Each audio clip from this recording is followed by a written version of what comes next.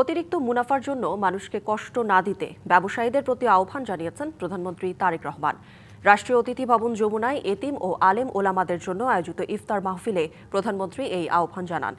একই সঙ্গে তিনি বলেন, পরিকল্পিতভাবে জাকাত বণ্টন করা গেলে দারিদ্র্য বিমোচনে ভূমিকা রাখবে। এতিম শিশু, আলেম ওলামা এবং মাশায়েখদের জন্য ইফতারের আয়োজন করেন প্রধানমন্ত্রী তারেক রহমান।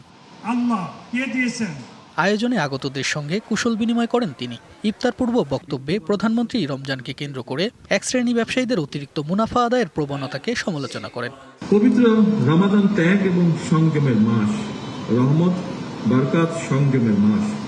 অথচ অপ্রিয় হলেও সত্য, রমাদান মাসকে আমাদের ভেতরে কেউ কেউ লাভ লোভ মাস হিসাবে বানিয়ে ফেলে। পবিত্র রমাদান মাসেও যারা অশুভ পন্থা অবলম্বন করছে, আপনাদের প্রতি আমার বিনীত আহ্বান, অনুগ্রহ করে আপনারা মানুষকে কষ্ট দেবেন না।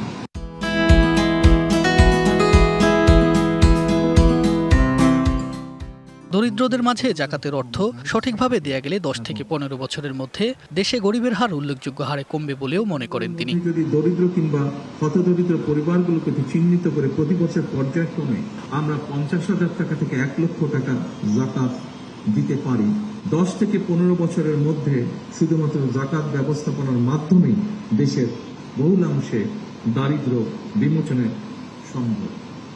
বৈশ্বিক পরিস্থিতির কারণে গ্যাস, বিদ্যুৎ, জ্বালানি সহ বিভিন্ন ক্ষেত্রে ব্যয় সংকোচন এবং কিচ্ছতা সাধনের অংশ হিসেবে এবারে রমজানে মোট 2টি ইফতার মাহফিলের আয়োজনের কথা উল্লেখ করেন প্রধানমন্ত্রী।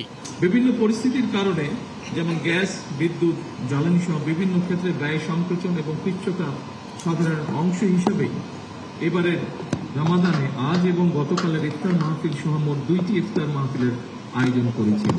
এই আয়োজনে ধর্ম ও সমাজ কল্যাণ মন্ত্রী সহ সরকারের বেশ কয়েকজন প্রতিমন্ত্রী ও সংশ্লিষ্ট ঊর্ধ্বতর কর্মকর্তারা উপস্থিত ছিলেন। তুষার আহমেদ, ডিবিসি নিউজ, ঢাকা।